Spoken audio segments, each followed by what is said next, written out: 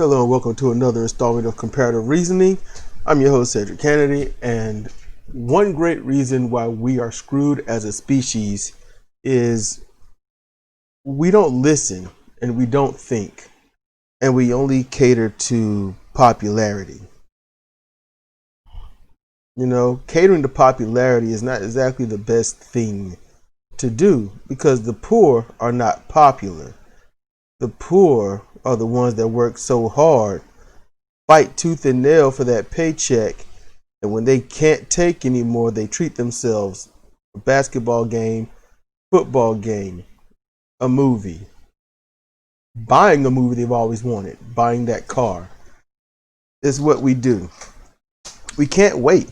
Fulfill our tiniest little desires by filling that little bitty hole, that black void of pain, loneliness, insecurity, whatever it may be, with some kind of material. Sometimes the material is physical. It could be sex, drugs, anything. We're the forgotten. No one thinks about us. We don't even think about each other. But when you hear people talk about the worst things that happened in 2020, what you will hear is they'll talk about Trump and how he was horrible for 4 years. You will not hear them talk about how horrible he was and how no one tried to actually do anything about it. You'll just hear how horrible he was. You won't hear about the 240,000+ people dead due to COVID-19. But you will hear about the celebrities that died. Let's care about those million and billionaires that played a sport.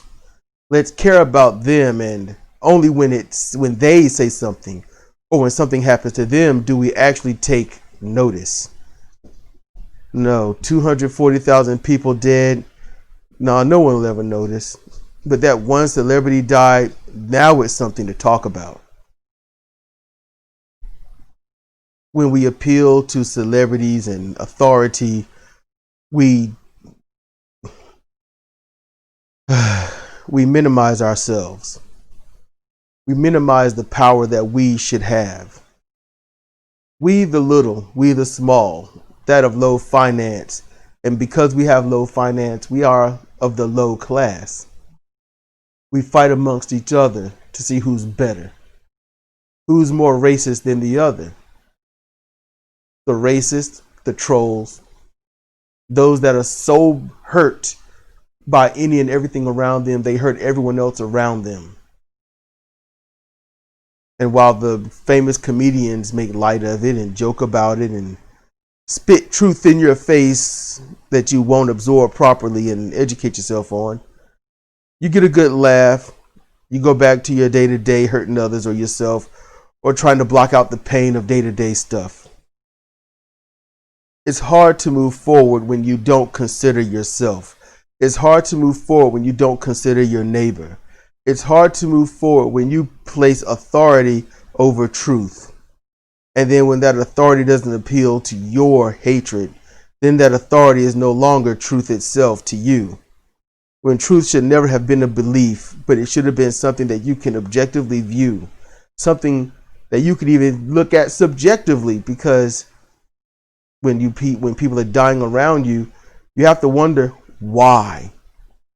But then if they're not dying around you, then you think it's not real. I mean, yeah, if the tree falls and no one's around to hear it, it does make a sound. And everything around it will be afraid for that moment of the collision to the ground. What lived in that tree no longer has a home. And the dirt that tree held in place will be moved. So yes, not only does it make a sound, but its impact is felt all around it. And when you have 240,000 people dead, every single one of them have impacted and uprooted emotions and lives. And for those to be forgotten and ignored just because they're not a celebrity, they're not a politician, That's probably one of the worst things that we have done in all of 2020. And I want you to know, when the year changes, this won't. It's not the year. It's not the week. It's not the holiday. It's not the shopping day. It's not the sales day. It's your day. The day you change is the day all of this change. And if you are unwilling to see better, think clearly, and be better, then you are allowing the same to happen time and time again. It's time to change. Can I interject? Of course. I was hoping that something I would say would spurn something of Sidra Owens, so I'm going to add her up here. So you said people don't listen, and they don't because they are too busy trying to be right. They are too busy trying to be right because we are taught early that we are wrong. And it's a very fine line to walk. So if you're raising a child doesn't know anything. So they're heading towards a flaming pit, and you stop them and tell them no to impress upon them that that's not a good thing to do. That's good, so they don't walk into fire pits. But somewhere along the line, with every human, as they're growing, it turns from that to the parent's right about everything and the kid is wrong about everything. And because rightness is wielded like a weapon, people rebel strongly when they're being told that they're wrong. When someone is right, they wield it like a fucking weapon and lord it over and use it as their authority. And so even if you don't like that, as you grow up, you look to authorities to tell you what's right. And it's a fucked up cycle. If you abandon the need to be right and have no problem being wrong, it's very liberating. But there's so much wrapped up in being right. People build their whole personality and their whole existence on being right and proving it to whoever they got to prove it to. That is confrontational. Now, how to avoid that from happening during the raising process? Unfortunately, I don't have the solution to that. I have not pondered the question long enough. But that's also part of it too. That ties into the American dream. Well, if you do this, you'll be just like us one day. The rich are seen as an authority. The celebrity are seen as an authority. Whatever they say is right. It's programming. It's positive programming that somehow gets bastardized as the raising process occurs. And I'm not sure how to undo that.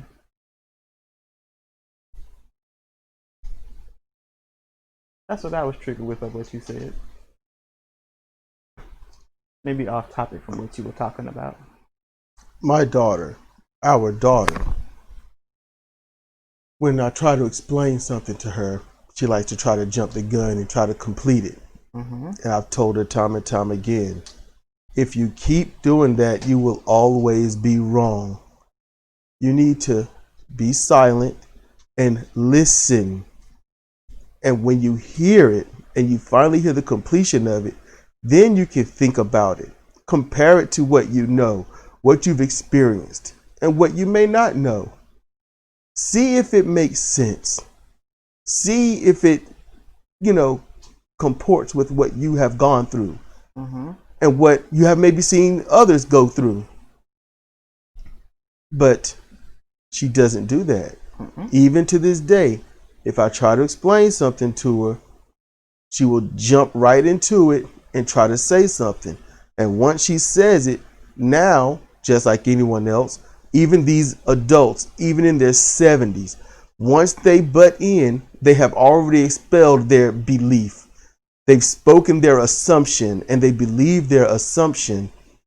And now you have to fight the assumption, dispel the assumption, try to get back on track. And then they still aren't listening because now you have said their assumption is wrong. Their assumption, their opinion, which they now believe, and their belief to them is truth. And now you got to fight that. Because they want to be right. It starts when they learn to talk, when they start seeing things in school. I've listened to our daughter come up with some crazy, zany, messed up stuff, borderline religious stuff. Just say it. And I have to say, no. How do you make that true? How does that make sense to you? Explain to me where that came from. And when I ask those questions, just say, you're wrong and this is why. When I ask, how did you get to there? What made you think that? Just like any adult, you see that still face of confusion, that, well, why are you asking me questions type thing. Mm-hmm. You see their it. rightness is being questioned.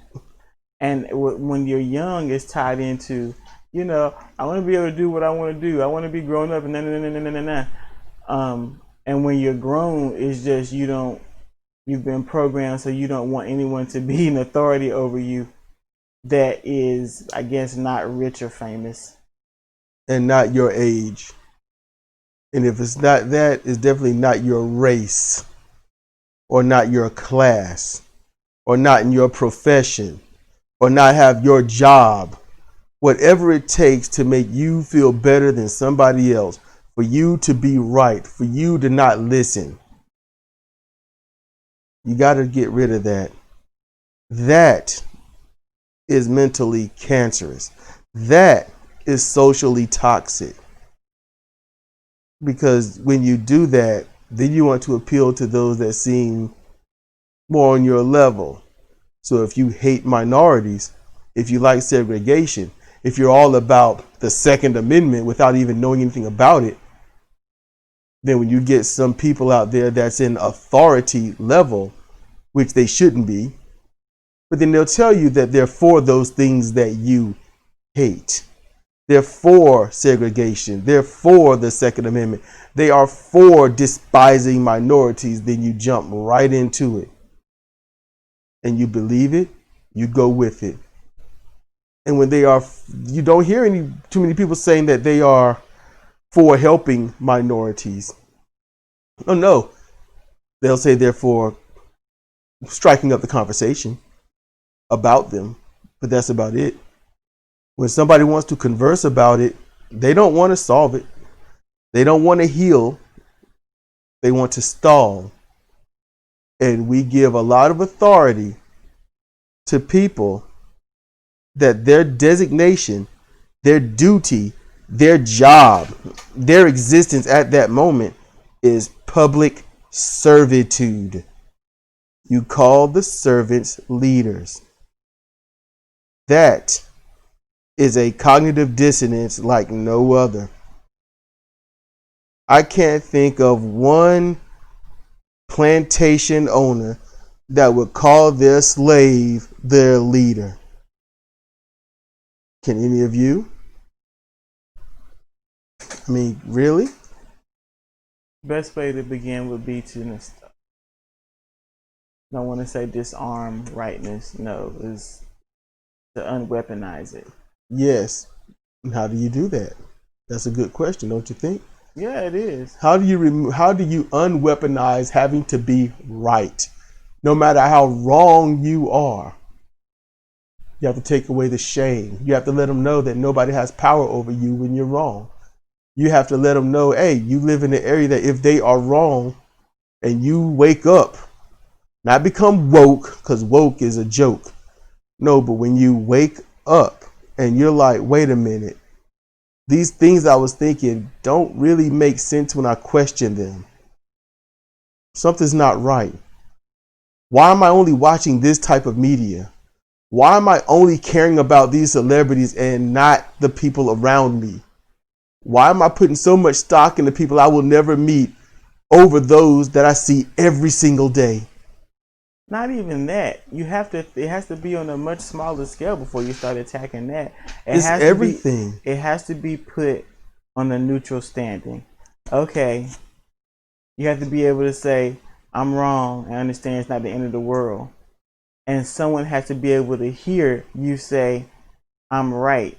And when they hear it, it's not like some great victory. Okay, you're right. I'm wrong. Now what? That's where I go. That's my stance. When someone's like, you know what, you're wrong, I'm right. I'm like, now what have you gained?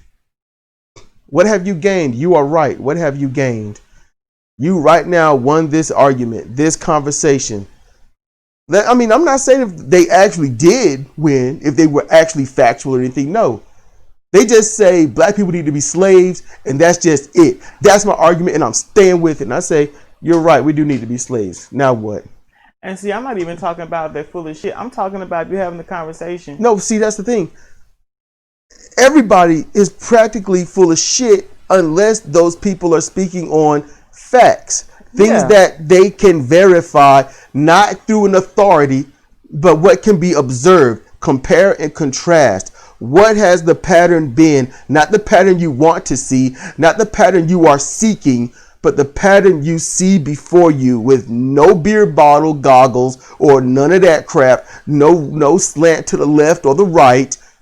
What is the absolute objective truth that you see before you? What is that pattern? So yeah, when you say you're right about something, I'm like, you're right. What have you gained? Have you gained any money, any fame? Have you healed your ailments? Are those that are sick around you now healthy? Have you learned this ultimate wisdom and no one else can possibly touch it? If you have gained none of that, then what is the point of holding on so vehemently and emotionally to something that's not going to help you at all? It's not. Let go. And are we talking about in the case where someone may actually be factual? Because there are people who they're armed with the completely researched facts, and in their rightness, they weaponize it. I'll give you an example. Please do. Because I don't want to. Because I think we're talking past each other. We might be. The last time I listened to, it wasn't with the little girl. It was something you had me listen to. Aaron Ra was talking to some person, some British sounding person, who kept talking about. Oh, he was just repeating himself over and over and over. Yeah. Circular logic everywhere. Yes. I don't doubt that Aaron Ra was right. And honestly, he should have been like, I mean, within the first 2 or 3 minutes, he let that go too far. When he went around, when the dude who was religious went around the first circle again, coming back to the same thing, Aaron should have been like, no, that's incorrect, gave his spiel, and then ended it then. But it's like, he wanted to fight. He wanted this guy to answer for what he think. Because if you do this, okay, Trump won and liberals are thieves and liars. All right, cool. Can we end this? Yeah, because y'all suck. What has been gained? Exactly.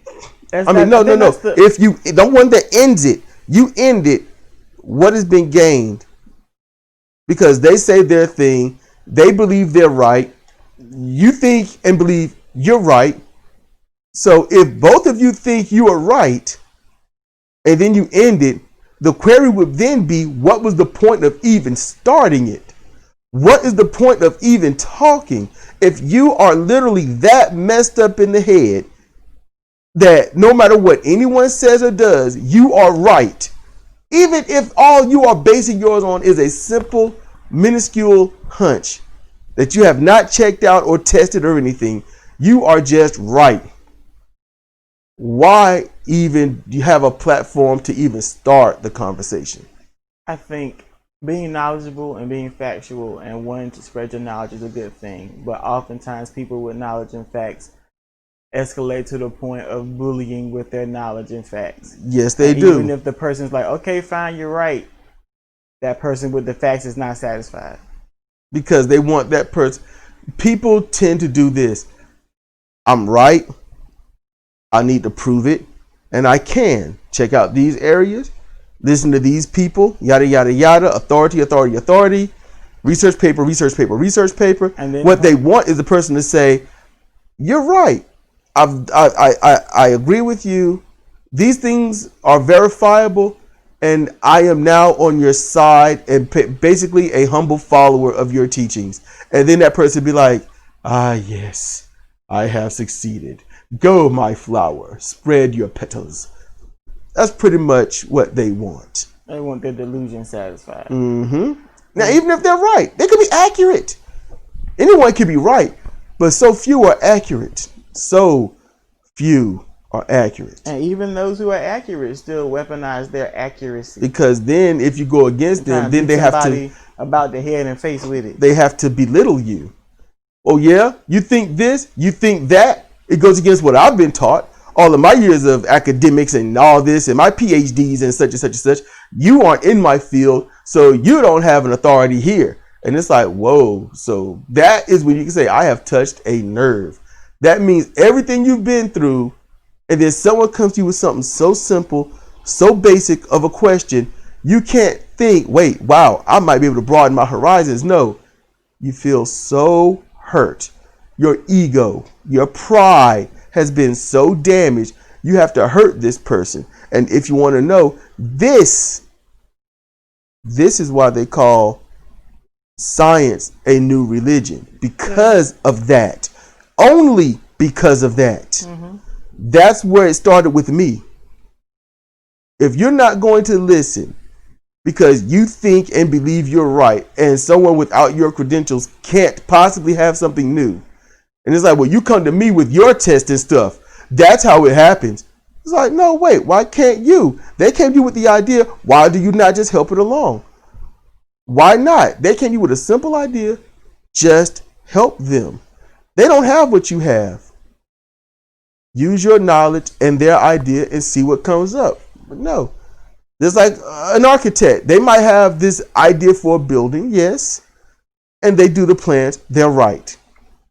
Someone says, hey, if you do that, it's strong. But if you did this tiny little design, it would strengthen it by 5-fold. What, did you go through my classes? Did you go through did you pay all that money? No, you're just some crumb bum off the street. You know, wait, where do you work? What, flea market, McDonald's, Burger King? And you know like, what? It don't have to go down like that. But that's what they do. To be like, really? Show me how. Like, well, I can't really show it. I don't have a model, but maybe you could just examine it. You know, maybe do a little small scale one. But I've seen this in old school stuff, and I added a twist because I think it would really reinforce it. But give it a try. A simple hunch. No. And go back to your little hole. I would ask a question. How did you test it? Let me see. I mean, you know, there's nothing wrong with asking for evidence without any pride being on the line. I'll be like, you found this? Let's test this together. Where'd you get this from? Show me what you worked on. You know. Hey, community of this area. There's something new, and this person helped me find it. Wow. Imagine the strides that this planet would have if we did that. But people just think about it. People are too confrontational. There's always a line in the sand. They're always looking for slight or. Yep. That's why. It's one reason why I named it, one great reason why we are screwed as a species. And then they get pissed off when somebody's not like them, always looking for slight. Yep.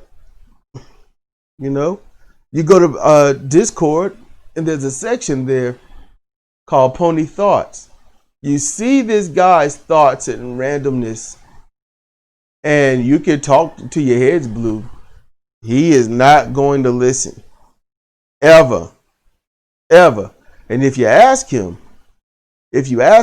why and how, he will not answer you. And then he wants you to answer him. No, I don't deal in bullshit. If you can't respect me and answer questions, I'm not going to respect you and answer yours.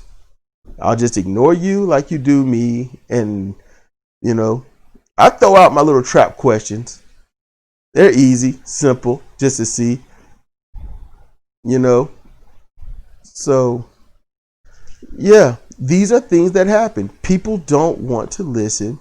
They must be right. They don't want to hear the other side. And while I say this, no, it's not a contradiction. You think I listen to left wing this and left wing that? I've tried listening to right wing this and that. I've tried listening to the players out there about having lots of women and all this other stuff, you know, to hear them out. And I'm going to be honest with you. If what I listen to leads to only harming someone else, that's not for me. If what you do is harming others, what's the point? Imagine the glory that this world could have if we stopped hurting each other and started helping each other. Everyone has a dream. Everyone has an ability, a specialty, something that's beautiful waiting to blossom. And when I say that, I mean something positive, not negative. I mean the positive stuff. But do you know what gets in the way? Other people. Greed, mendacity, rage, you know, unquenched lamentations. Those are the things that get in the way. We would have great things if every jackwad would just get out of the way. You want something to help cure a virus, cure cancer, cure this? You know what we have to first do? Stop allowing the cancer and virus causing things to take place. That's first. Kill that. Stop that. Criminalize anything that produces cancer and whatnot. Criminalize anyone that's using those kind of chemicals or things like that and spreading it. It must be criminalized. Then you can get a hold of what cancers and viruses are out there and are static. Then you can hone in what will actually stop it. What's the early detection? How can we eliminate it quickly? Is there some kind of virus that would actually fight the cancer? Is there another cancer that will fight the cancer and cancel it out? Sometimes you got to fight poison with poison. There's all this research, but with so many bureaucratic regulations, deregulations happening, there's a gambit of new detriment happening all the time. When we get out of our way, then we can finally be as beautiful as we've always meant to be. I think that's the truth. If you think I'm wrong in that, there's the comment section. And I'm curious about your answers if you do. You know, that I'm curious. But I don't have any more to say on this. What about you, Sidra? No, I'm done. Okay, so this has been Cedric and Sidra for Comparative Reasoning. Thank you for listening.